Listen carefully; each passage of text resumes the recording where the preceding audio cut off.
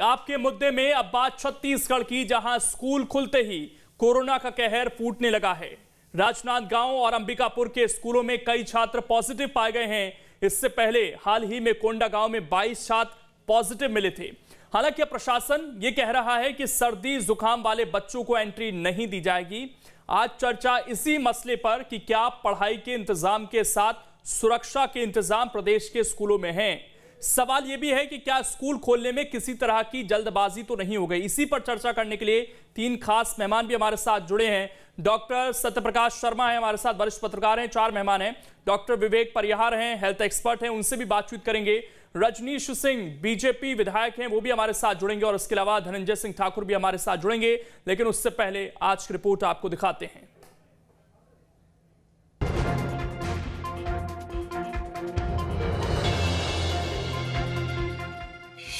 छत्तीसगढ़ में फिर डराने लगा कोरोना। स्कूलों में कोरोना की हुई एंट्री। 20 दिनों में 4 मामले आए सामने। हरकत में आया स्वास्थ्य विभाग। कोरोना की देश में एंट्री के बाद बंद पड़े स्कूल सोमवार से खुले। कोरोना के नियमों के तहत बोर्ड परीक्षाओं को देखते हुए 9वीं से 12वीं तक के स्कूलों को खोलने की इजाजत दी गई है।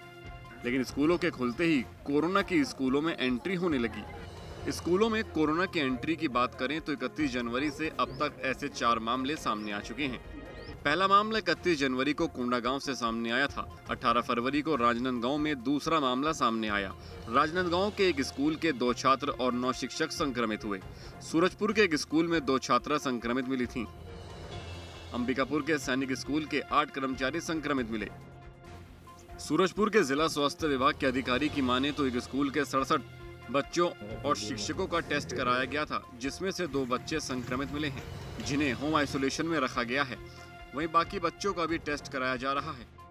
एहतियातन हायर सेकेंडरी स्कूल पंछीडांड में 67 लोगों का कोरोना टेस्ट हुआ था, जिसमें से 10वीं क्लास के 2 बच्चों को पॉजिटिव आया, जो लक्षण रहित हैं और उनको कल ही पॉजिटिव आने के बाद दवा दे दिया गया है और वो दोनों बच्चे अभी होम आइसोलेशन में हैं। स्कूली छात्रों के संक्रमित मिलने पर स्वास्थ्य विभाग और स्थानीय प्रशासन हरकत में आ गया है। स्कूल को 2 हफ्तों के लिए बंद करा दिया गया है।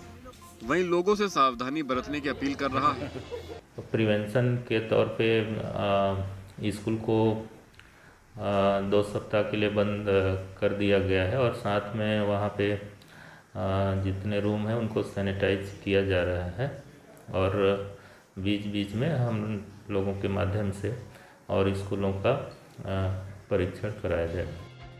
वहीं अंबिकापुर के सैनिक स्कूल 8 कर्मचारियों के संक्रमित होने से स्कूल प्रबंधन में हड़कंप मचा हुआ है। कुछ दिन पहले ही संक्रमित होने वाले स्कूल कर्मी परीक्षा में शामिल हुए थे।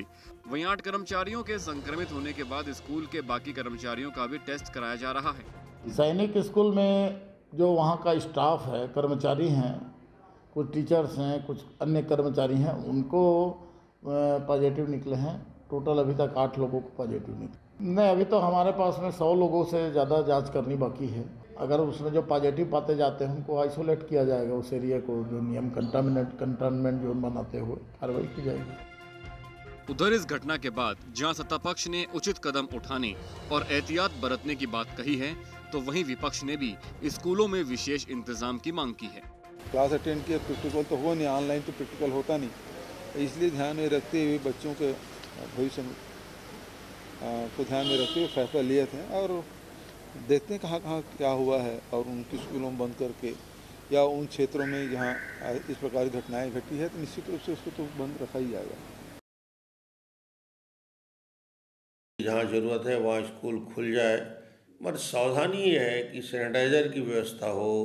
वो जहाँ रूम है, कमरे हैं, वो स्कूल को पूरी तरीके से सैनिटाइज किया जाए।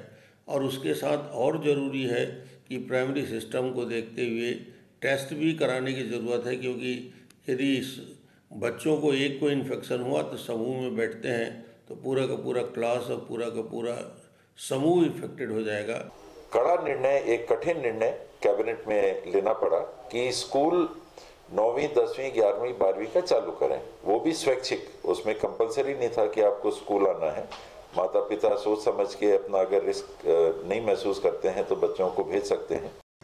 स्कूलों के खुलने के 5 दिन के अंदर स्कूलों में कोरोना के एंट्री ने स्कूल प्रबंधन के साथ अभिभावकों और प्रशासन की भी चिंता बढ़ा दी है, लेकिन बोर्ड परीक्षा को देखते हुए स्कूलों को बंद करना भी मुश्किल है। इसीलिए स्कूल प्रबंधन को जहां कोरोना गाइडलाइंस के सख्ती से पालन करने की जरूरत है, वहीं कोरोना को लेकर छात्रों को भी जागरूक करने की जरूरत है। सूरजपुर से अख्तर अली और अंबिकापुर से संजय गुप्ता के साथ टीम न्यूज स्टेट। कोरोना ने जब दस्तक दी थी तो सबसे पहले कहा गया था कि हमें बुजुर्गों और बच्चों को बचाना है। अब स्कूल खुले हैं तो बच्चों पर खतरा सीधे तौर पर दिखाई दे रहा है और स्वास्थ्य मंत्री खुद ये मान रहे हैं कि स्कूल खोलना रिस्क था, लेकिन बच्चों के भविष्य को देखते हुए ये रिस्क हमें लेना पड़ा। ऐसे में रिस्क लेना क्या बच्चों की सुरक्षा के साथ अब खिलवाड़ नहीं हो रहा है? चर्चा करेंगे। खास मेहमान हमारे साथ जुड़ चुके हैं सत्यप्रकाश शर्मा जी। एक बार फिर से आपका परिचय करा देता हूं। वरिष्ठ पत्रकार हैं। डॉक्टर विवेक परिहार हैं, हेल्थ एक्सपर्ट हैं। रजनी सिंह हमारे साथ जुड़ेंगे, बीजेपी के विधायक, और धनंजय सिंह ठाकुर प्रवक्ता कांग्रेस के हमारे साथ जुड़ गए हैं। और मैं चर्चा की शुरुआत धनंजय जी आपसे ही करूंगा। क्या जल्दबाजी हो गई सर स्कूल खोलने में, जब इतना इंतजार किया और खुद स्वास्थ्य मंत्री ये कह रहे हैं कि रिस्क था लेकिन बच्चों के भविष्य को देखते हुए ये रिस्क लेना पड़ा, तो क्या ये रिस्क भारी पड़ रहा है बच्चों पर अब?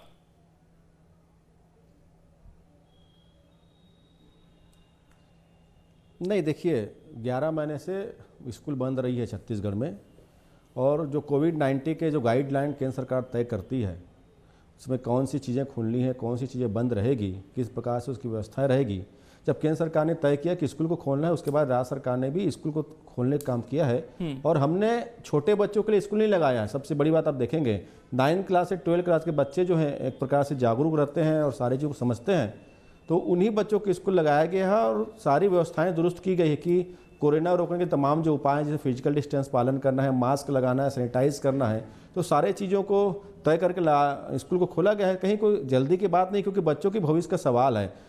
11th और 12th वाले के बच्चे के जो प्रैक्टिकल की परीक्षाएं थी, उनको ऑनलाइन समय जो एग्जाम जो देने हैं उसमें किसी प्रकार की दिक्कत ना हो, इसलिए व्यवस्थाएं की गई है। और सरकार पूरी तरीके से चौकन्ना है और सारी परिस्थितियों पर नज़र रखी हुई है।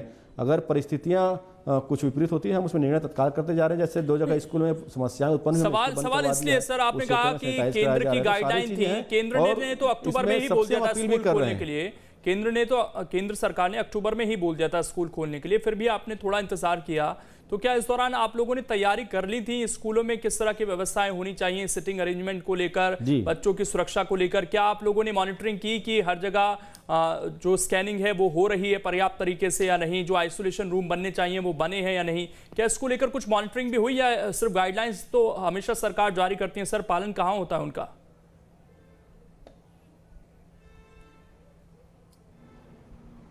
देखिए, सब चीज़ में पालन किया जा रहा है। जैसे देखेंगे आप, जहाँ 9 से 12 तक के क्लासेस लगाने हैं बच्चों के, वहाँ फिजिकल डिस्टेंस का पालन करना, तो जो बाकी क्लासेस जो खाली हैं उन कक्षाओं को भी 9 से 12 के लिए उपयोग किया जा रहा है।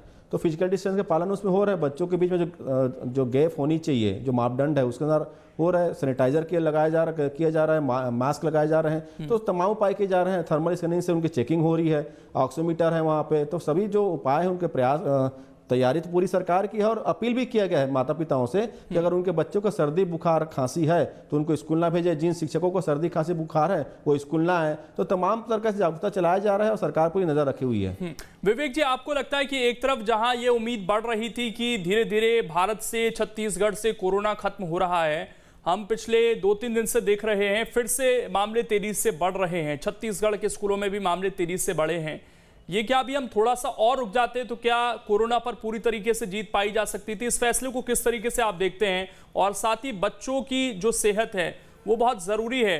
ये तर्क दिया जा रहा है कि 9वीं से 12वीं तक के बच्चे हैं, उनमें समझदारी ज़्यादा होती है, लेकिन अगर मैं डॉक्टरों की राय मानूं तो कितना सुरक्षित है इस वक्त इस वर्ग के बच्चों को भी स्कूल भेजना?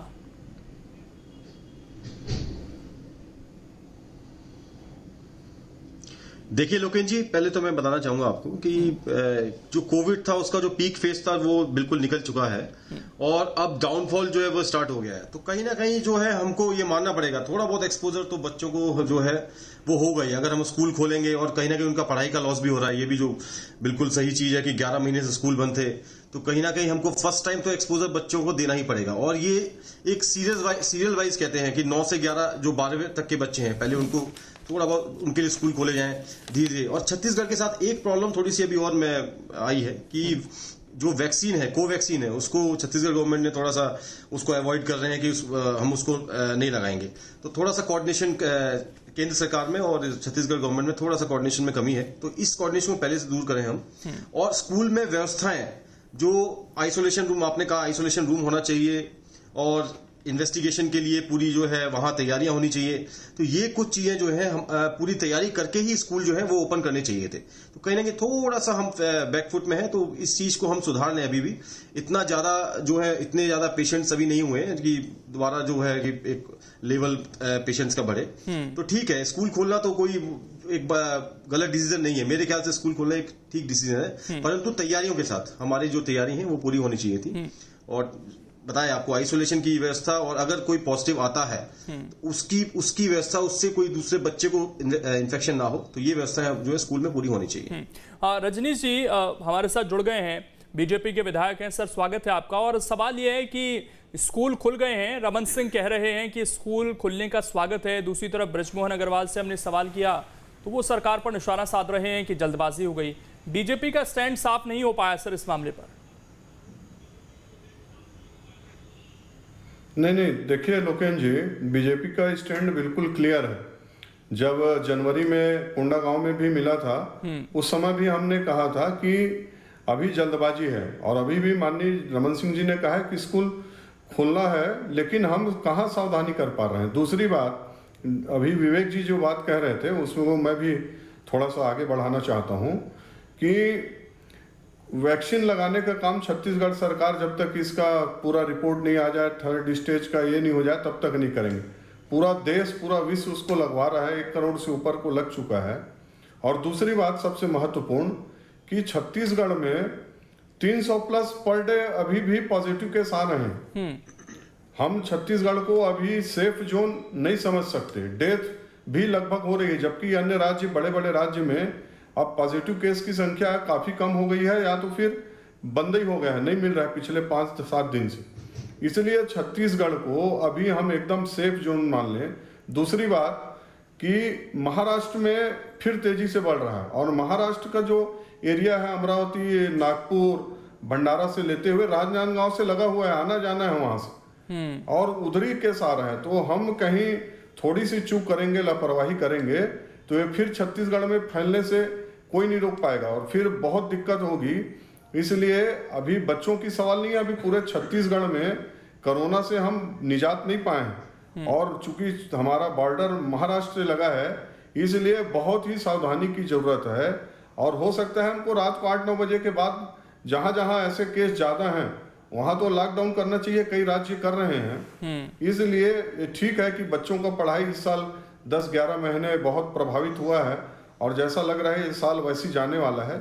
लेकिन हम अभी पर्याप्त, जब तक के हमको सुविधा ना हो जाए, स्कूलों में सैनिटाइजर की व्यवस्था न हो जाए, बैठने की सोशल डिस्टेंसिंग की व्यवस्था न हो जाए, मतलब स्कूल खुलने के समर्थन में है बीजेपी, हमको जब तक वो स्कूल खुलने के समर्थन में है। और एक सवाल ये भी था कि वैक्सीन को नहीं, अभी मैं जल्दी से सर, मैं ये बोल रहा हूँ लोकेन जी, मैं यही बोल रहा हूँ कि स्कूल को सोच समझ के खोलें। हम एकदम बिल्कुल समर्थन नहीं कर रहे हैं कि सब सारे स्कूल 9वीं से लेकर 12वीं तक, ठीक है बहुत बच्चे उसमें जानकार रहते हैं, लेकिन हमने देखा है छत्तीसगढ़ में उनसे भी बड़े लोग अभी भी मास्क नहीं लगा रहे हैं, बाजार में भीड़ लग रही है, बड़े बड़े कार्यक्रम हो रहे हैं। तो ये कहना कि 9 से 12 तक के बच्चे पूरा समझदार हैं, वो मास्क लगाएंगे, सोशल डिस्टेंसिंग करेंगे, सैनिटाइजिंग करेंगे, अभी जल्दबाजी होगा। इसलिए स्कूल को जहां सत्यप्रकाश जी पहले देख के खोलें। अभी 11 महीने बाद स्कूल खुले, और सीएम ने भी ये कहा कि प्रैक्टिकल तो ऑनलाइन हो नहीं सकते, उनके लिए तो स्कूल आना ही था।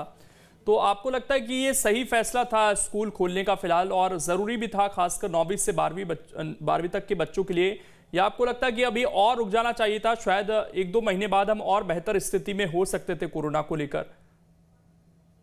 देखिए लोकेन जी, पढ़ाई एक ऐसी विषय है, ऐसी विषय वस्तु है जिसके साथ ज्यादा दिन तक समझौता करना कहीं ना कहीं अपनी पीढ़ी को, आने वाली पीढ़ी को दुविधा में डालना है। लेकिन यहाँ पर एक बहुत समझदारी की बात रखनी चाहिए थी सरकारों को। ये स्कूल जो 9 to 12 ना केवल छत्तीसगढ़ में खुले, बल्कि पूरे देश में या पूरी दुनिया में खुले हैं। लेकिन छत्तीसगढ़ के अगर हम इशू में जाते हैं, यहाँ पर आप देखते हैं कि इंफ्रास्ट्रक्चर की कमी है, थोड़ी सी अवेयरनेस की कमी है, चूंकि ये राज्य आप जानते हैं कि ट्राइबल राज्य के नाम से जाना जाता है, उसकी भी कमी है। दूसरी बात, मैं एक एजुकेशनल इशू पर बात करूं तो 3-4 फैकल्टी होती, commerce faculty, art faculty, agriculture faculty और science faculty. Practical most probably agriculture science में ज्यादा है, आर्ट्स और कॉमर्स में कम है। बहुत रेयर भूगोल में होता है या थोड़ा बहुत इसमें होता है कॉमर्स में। अब यहाँ तैयारी क्या करनी चाहिए थी कि उस जो प्रैक्टिकल क्लासेस हैं उनको तो आप रेगुलराइज कर सकते थे, कहीं ना कहीं डिजिटल डिवाइड के ऊपर जाना चाहिए था, क्योंकि थ्योरी क्लासेस को अब आने वाले समय में आप देखते हैं सेंट्रल की कई इंस्टीट्यूट हैं, वो आज भी उन्होंने ना तो प्रैक्टिकल के क्लासेस किए ना थ्योरी के क्लासेस किए। तो थ्योरी के क्लासेस को तो डिजिटल मोड पर ही रहना चाहिए था, केवल प्रैक्टिकल में भी वो क्लास जो साइंस से रिलेटेड है तो उससे स्ट्रेंथ कम होती, क्योंकि ये पक्की बात है कि जितने भी स्कूल गवर्नमेंट के हैं उन स्कूल में पूरे बच्चों को प्रैक्टिकल कराने की सुविधा पूरे देश में सरकारी स्कूल में बहुत कम राज्यों में है। इसलिए कम से कम उन साइंस के जैसे 50 किसी क्लास में बच्चे हैं तो 15-15 बच्चे 3 बार में 4 बार में बुला के उनको करते तो कुछ सावधानियां बरती जा सकती थी, जिससे इस फैलने का डर। मैं रजनीश सिंह जी की बात से इत्तेफाक रखता हूं कि छत्तीसगढ़ महाराष्ट्र से लगा हुआ राज्य है, यहाँ पर फैलने का ज्यादा डर है, ज्यादा सेंसिटिव दिखता है इस समय, क्योंकि महाराष्ट्र लॉकडाउन की ओर जाने वाला है। महाराष्ट्र में एकदम स्प्रेड जब फैल बढ़ रहा है, तो ऐसी स्थिति में स्कूलों को थ्योरी के लिए ज्यादा संख्या में बच्चों को बुलाना मेरे ख्याल से तो अभी उचित नहीं है। जबकि कई यूरोपियन कंट्रीज में भी लॉकडाउन चल रहा है, तो प्रैक्टिकल के लिए केवल एक कम स्ट्रेंथ में बच्चे आए, ये ज्यादा बेहतर होगा। बच्चों का भविष्य बहुत सुरक्षित रखना ये महत्वपूर्ण है, क्योंकि थोड़ा बहुत समझौता, क्योंकि पेंडेमिक है, आपातकाल है, आपातकाल में थोड़ा बहुत समझौता पढ़ाई के साथ किया जा सकता है, लेकिन जिंदगी के साथ तो नहीं किया जा सकता। बिल्कुल धनंजय जी, ऐसा लगता है कि जिस तरीके से वैक्सीनेशन का पूरा प्रोग्राम शुरू हुआ देश भर में और लोग थोड़ा सा राहत की सांस लेने लगे, लोगों ने लापरवाही बरतनी शुरू कर दी, क्या सरकार ने भी थोड़ी सी ढिलाई बरती? क्योंकि वो सतर्कता, वो सख्ती अब दिखाई नहीं देती है। लॉकडाउन का समर्थन नहीं कर रहे हैं ऐसे समय में जब बहुत ज़रूरी है हमारी इकोनॉमी के लिए भी कि अब चीज़ें अनलॉक हों, लेकिन क्या आपको लगता है कि वो सख्ती रहनी चाहिए थी कि मास्क होना ही चाहिए, सोशल डिस्टेंसिंग होनी ही चाहिए? बाजारों में अब पहले की तरह भीड़ दिखाई देती है सर, किसी तरह की रोक टोक नहीं है। स्कूलों में भी इतनी संख्या में स्कूल हैं कि वहाँ पर मॉनिटरिंग करना एक दिन का काम नहीं है। इसके लिए भी आपको शुरू से अभियान चलाना चाहिए था या कुछ इस तरह का सिस्टम जनरेट करना चाहिए था कि मॉनिटरिंग बेहतर तरीके से हो सके।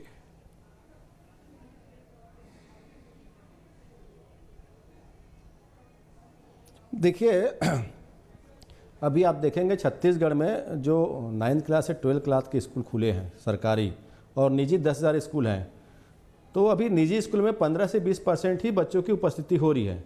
और सरकारी स्कूलों में अब मैंने पहले जैसे कहा कि जो बाकी क्लासेस जो हैं, जो क्लास 1 से क्लास 8 तक का, उस क्लास को भी 9th, 11th और 12th के बच्चों के लिए उपयोग किया जा रहा है। तो स्वाभाविक बात है, फिजिकल डिस्टेंस का पूरा पालन किया जा रहा है, सैनिटाइज किया जा रहा है, मास्क बच्चे लगा के स्कूल आ रहे हैं, उनके भी उनको प्रवेश नहीं दिया जा रहा है, और तमाम जो उपाय हैं जागरूकता के उसको पालन किया जा रहा है। एक बड़ी बात कहना चाहूँगा, अभी मैं रजनीश जी को सुन रहा था कि वैक्सीनेशन को लेकर बात कर रहे थे, ये तो हमारे राज्य के स्वास्थ्य मंत्री जनता के प्रति उत्तरदायित्व अपने समझते हैं और जिम्मेदारी समझते हैं, इसीलिए उन्होंने कोवैक्सीन को लगाने से इनकार किया है। हमारे यहाँ वैक्सीनेशन कहीं बंद नहीं हुआ है, जो हमारे पास 8 लाख के जो डोज आए हैं वो वैक्सीनेशन कार्यक्रम चल ही रहा है। तो ये लगातार जिस प्रकार से दुष्प्रचार भारतीय जनता पार्टी कर रही है, मुझे ऐसा लगता है इनको शालीनता के साथ और थोड़ी सी ऐसी बातें करनी चाहिए जिससे जनता पैनिक ना हो। यहाँ तो 8 लाख डोजेस हमारे पास स्टॉक में पड़े हुए हैं जो हम जनता को वैक्सीनेशन दे रहे हैं। दूसरी बात, कोरोना का कोई एक्सपायरी डेट नहीं है। आप बता दीजिए क्या वैक्सीन लगाने से कोरोना खत्म हो जाएगी क्या? कोरोना वैक्सीन जो है एक सपोर्टिव डोज है ताकि उसका रोधक क्षमता मनुष्यों में बढ़ जाए, लेकिन क्या इससे आप ये मानने जा रहे हैं कि कोरोना बीमारी खत्म हो चुकी है या कोरोना बीमारी का एक्सपायरी डेट? धनंजय जी, अब जिस तेजी से मामले बढ़ रहे हैं, अब जिस तेजी से मामले बढ़ रहे हैं, अभी भी तो यही कहा जा रहा है कि हम स्कूल बंद करेंगे, 15-15 दिन के लिए स्कूलों को बंद करना पड़ रहा है। अब सरकार ने अभी थोड़ी देर पहले आदेश जारी किया कि जिनको जुकाम है, टीचर्स को, बच्चों को, वो स्कूल लाएं। ये सब चीजें अब बतानी पड़ रही हैं आप लोगों को, केस सामने आ गए तो। ये शुरुआती नहीं, ये शुरुआती आदेश में यही है कि कोरोना संकट काल को देखते हुए जो स्कूल खोले जा रहे हैं उसमें जिन बच्चों को सर्दी जुकाम खांसी है या शिक्षक हैं वो स्कूल नहीं आएंगे। दूसरी बात, उनके पालक भी तय करेंगे कि बच्चे को स्कूल आना है कि नहीं आना है। किसी प्रकार का कोई दबाव की बात नहीं है और तमाम उपाय किए जा रहे हैं। मैंने कहा ना, अगर स्कूल में 12 कक्षाएं हैं, 12 में अगर 4 कक्षाएं लगाए जा रहे हैं 3-3 घंटे के लिए, तो स्वाभाविक बात है पढ़ाई को लेकर हमारी सरकार जागरूक है। बच्चों के बहुत महत्वपूर्ण चीज जो आई वो ये थी ना हो, इसको हम लगातार धनंजय जी की महाराष्ट्र में जिस तेजी से केस बढ़े हैं और उससे जो हमारे छत्तीसगढ़ के इलाके सट रहे हैं, वो रजनीश जी ने भी बात उठाई, डॉक्टर सत्यप्रकाश ने भी उठाई, उस पर भी क्या ध्यान देने की जरूरत नहीं है इस वक्त?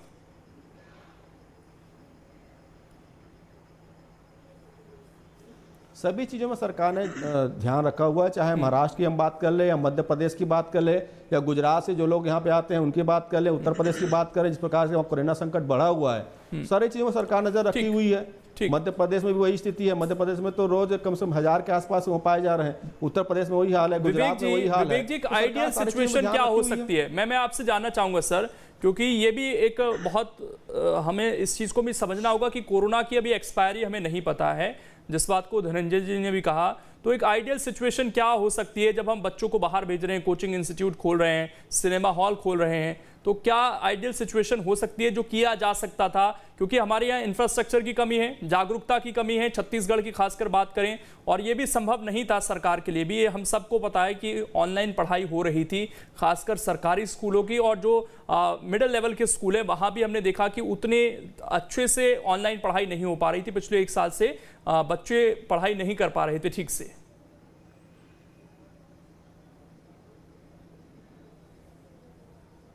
देखिए लोकेन जी, एक आइडियल सिचुएशन ये हो सकती है, जैसे कि मैं पिछले 1-2 महीने से, आप भी देख रहे होंगे, सब लोग देख रहे हैं कि थोड़ा सा लूज कर दिया है कि चीजों को, कि हम मतलब कोरोना का जो भय है एक तरह का वो था, वो चीजों को मन में लोगों के है नहीं, क्योंकि जो गवर्नमेंट को अवेयरनेस प्रोग्राम वगैरह सब चलाने चाहिए थे, वो सब चीजों की कहीं ना कहीं जो है पिछले 2-3 महीने में कमी रह गई।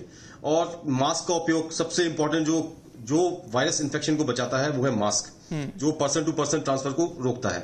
उसका उपयोग जो है बिल्कुल नियमित हर व्यक्ति को करना ही चाहिए, और वो चीज कहीं ना कहीं हम पीछे रह गए उस चीज में। पिछले 1-2 महीने से आप देखेंगे, चाहे मध्य प्रदेश हो चाहे छत्तीसगढ़ हो, कहीं भी मास्क को अनिवार्य, कहीं जरूर कागजों में जरूर बोला गया है कि डॉक्यूमेंटेशन में कि अनिवार्य है, लेकिन मैं जहां तक देखता हूं मास्क कोई नहीं, 90% पॉपुलेशन जो है बिना मास्क के घूम रही है, 10% पॉपुलेशन ही है जो मास्क ला के घूम रही है, जिसको अपना खुद ध्यान रखना है। तो बच्चों में भी यही है, बच्चे इतने अवेयर तो होते नहीं है, तो उनको, उनके पेरेंट्स को उनका ध्यान रखना है, और स्कूल में भी ऐसी व्यवस्था होनी चाहिए। वो शुरू में जो हमने जागरूकता दिखाई उसकी जरूरत अभी भी है। मैं छोटा रिएक्शन ले लेता हूं, समय कम है मेरे पास। रजनीश जी, इस मामले पर सियासत से ज्यादा अभी भी हमें जागरूकता पर जाना होगा। छोटा सा रिएक्शन सर इस पर, सियासत से बचना होगा हमें इस मसले पर। नहीं, बिल्कुल लोकेन जी, हम सियासत नहीं कर रहे हैं, लेकिन अभी एक प्रवक्ता कांग्रेस का बोलते हैं कि वैक्सीनेशन का काम जारी है, एक प्रवक्ता बोलते हैं, मंत्री बोलते हैं कि वैक्सीनेशन का काम नहीं करेंगे हम छत्तीसगढ़ में जब तक हमको इसका 3rd स्टेज का नहीं मालूम हो जाए। बच्चों को वैसे भी वैक्सीन नहीं लग रही है सर, तो वैक्सीनेशन को हम बच्चों से कनेक्ट अभी कर भी नहीं सकते। ठीक है, डॉक्टर सत्यप्रकाश, आपका फाइनल रिएक्शन सर, जल्दी से। हम तो वैक्सीन नहीं लगाएंगे, अभी भी आपके चैनल के माध्यम से कर रहे हैं, हमारे वैक्सीनेशन काम जी। लोकेश जी सर, फाइनल रिएक्शन आपका जल्दी से, आइडियल सिचुएशन क्या हो सकती है? ये पेंडेमिक है, पेंडेमिक को हल्के में लेना, चाहे सरकारें हो या कम्युनिटी हो या कोई भी समाज हो, लोग हो, बहुत खतरनाक है। जब तक ये समाप्त नहीं हो जाता तब तक लोगों को अवेयर रहने की आवश्यकता है। बिल्कुल, ये अहम है कि अवेयरनेस जो थी, जो डर था कोरोना का, वो अभी भी हमें अपने अंदर रखना होगा, क्योंकि अनलॉक की तरफ अगर हम बढ़े हैं तो ये जरूरी भी है कि बच्चों के स्कूल अब खुल जाएं। सरकार ने 9वीं से 12वीं तक के अभी स्कूल खोले हैं, लेकिन वहां पर बच्चे अवेयर रहें, पेरेंट्स अवेयर रहें, टीचर्स अवेयर रहें, और सरकार मॉनिटरिंग करती रहे, बहुत जरूरी है। फिलहाल सभी मेहमानों का जुड़ने के लिए शुक्रिया।